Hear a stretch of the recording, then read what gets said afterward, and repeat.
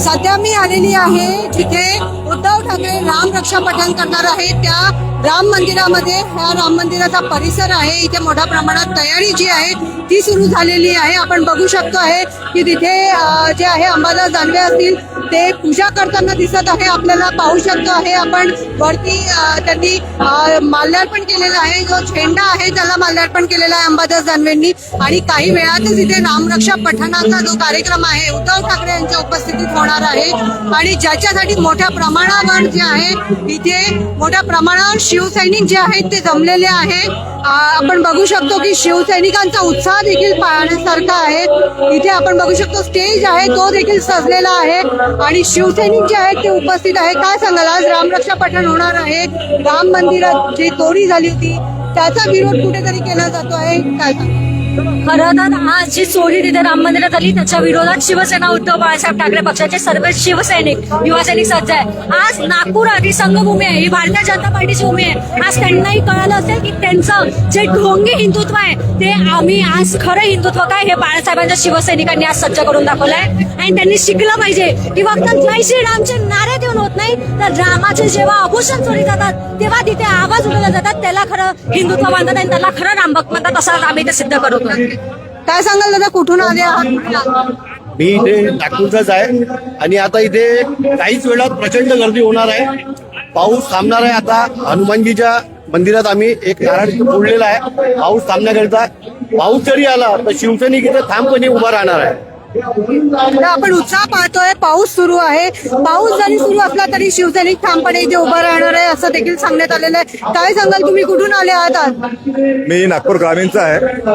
हा अतिशय शुभ संकेत आहे की उद्धव साहेब नागपूरमध्ये येतात आहे. आणि वरुण देवता जो 5 दिवसापासून रुसून बसलेला होता तो उद्धव साहेबांच्या स्वागतासाठी आणि शिवसैनिकांच्या स्वागतासाठी बरसत आहे. सकाळपासून एकदम सुंदर वातावरण आणि सगळ्या शिवसैनिकांमध्ये एकदम जोश आहे. आणि हा पूर्ण मैदान जे आहे थोड्या वेळामध्ये तुडुंब भरणार आहे उद्धव साहेब यायच्या आधी. आणि ही जे करोडो अरबो रुपयाची राम मंदिराची चोरी झालेली आहे याला कुठेतरी न्याय मिळावा, रामाला कुठेतरी सुरक्षा मिळावी, रामाला कुठेतरी सुरक्षा मिळावी म्हणजे शिवसेनेनं आणि घेतलेलं एक पाऊल आहे.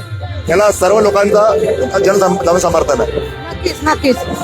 काय सांगाल, तुम्ही कुठून आलेले आहात आज? मी राजेंद्र तायडे, अमरावती संपर्क प्रमुख होतो 20 वर्षाआधी. ठाकरे परिवारावर जो आता अन्याय होऊन राहिला आणि प्रबोधनकार ठाकरे यांनी जे तयार केलेलं बीज होतं ते बाळासाहेब ठाकरेंनी समोर आणलं. बाळासाहेब ठाकरेंनी ते पक्षरूपाने समोर आणलं, एक संघटना निर्माण केली. ती संघटना तोडायचं काम कितीतरी झालेलं आहे, अजूनही तोडून राहिले आहे. त्यांना सपोर्ट करायसाठी आता आम्ही मैदानात उतरलेलो आहे. जास्तीत जास्त जुने लोक, नवीन तरुण पोरं, कॉक्रोचवाले पोरं आपलेच पोरं आहे विदर्भातील, त्यांना याच्यात जोडायचं आहे आणि हा कार्यक्रम सक्सेस करून दाखवायचा आहे. आपण बघतोय की पावसाला जी आहे नागपूरमध्ये कालपासून सुरुवात झालेली आहे. मोठ्या प्रमाणावर पाऊस जो आहे हा बरसतो आहे. तरी देखील शिवसैनिक जे आहे ते लांबून जे आहे दूरदूरून जे आहे ते आज इथे या कार्यक्रमासाठी उपस्थित झालेले आहे. आपण काही शिवसैनिकांशी बोलणार आहोत. काय सांगाल आज रामरक्षा पठण होत आहे इथे नागपूरमध्ये, तुम्ही कुठून आले आहात? पुट्टीपुरी टाकळघाट. कशासाठी आले आहात? मोर्चासाठी राम मंदिर. आपल्याला ते चोरी झाली आहे राम मंदिरात त्याच्यासाठी आपल्याला न्याय पाहिजे.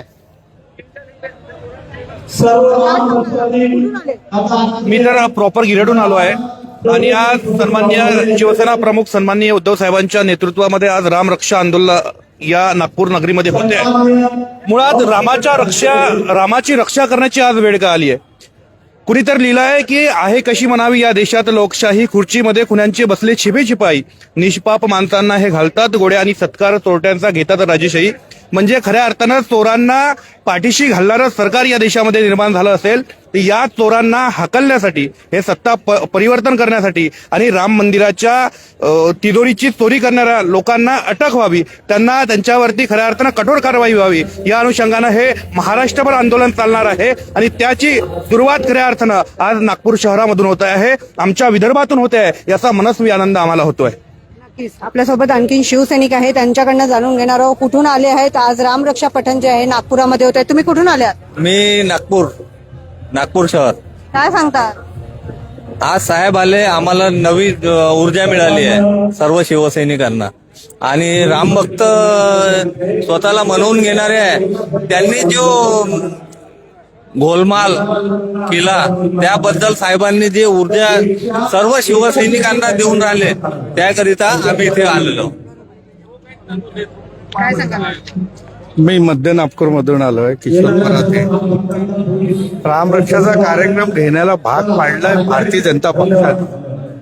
जर अयोध्यामध्ये चोरी झाली नसती चंदाची तर हा प्रकार झाला नसता.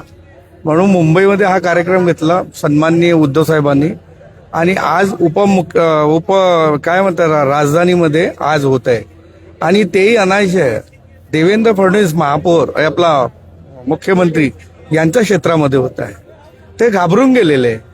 कुठेही पाहिलं सगळे बोर्ड हटवून दिलेले आहे, बोर्ड तोडून टाकलेले आहे आणि जबरदस्ती बोर्डवरती दुसरे त्यांचे वाढदिवसाचे बोर्ड लावलेले आहे. आता मला एवढं सांगा का घाबरायचं? आमचं काय आता?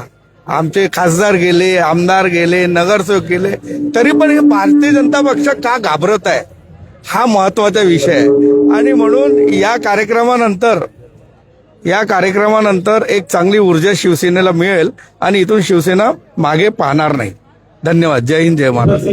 तर आपण बघतो आहे की इथे तयारी जी आहे ती पूर्ण झालेली आहे. काही वेळातच रामरक्षा पठणाला सुरुवात होणार आहे. संजय राऊत देखील इथे स्टेजवर जे आहे पाहणी करताना आपल्याला पाहायला मिळत आहे. आणि पाऊस जे आहे, पावसाला देखील इथे सुरुवात झालेली आहे. तरी देखील शिवसैनिक जे आहे मोठ्या प्रमाणावर इथे आलेले आहेत आणि त्यांचा उत्साह जो आहे तो पाहण्यासारखा आहे. आणि याच मंदिराच्या बाजूला जे आहे 22 जुलैला मुख्यमंत्री देवेंद्र फडणवीस यांच्या वाढदिवसानिमित्त 56 कुंडीय यज्ञ देखील होणार आहे. त्याची देखील तयारी अजून इथे सुरू आहे. आणि आज जे आहे उद्धव ठाकरे यांच्या उपस्थितीमध्ये या मंदिरामध्ये जे आहे रामरक्षा पठण होणार आहे. आपण सगळ्या शिवसैनिकांच्या प्रतिक्रिया ज्या आहेत त्या ऐकलेल्या आहेत आणि कुठेतरी न्याय मिळावा म्हणून हा रामरक्षा पठणाचा कार्यक्रम आज होत आहे असं त्यांचं म्हणणं आहे. क्षितिजा देशमुख, लोकमत.com, नागपूर.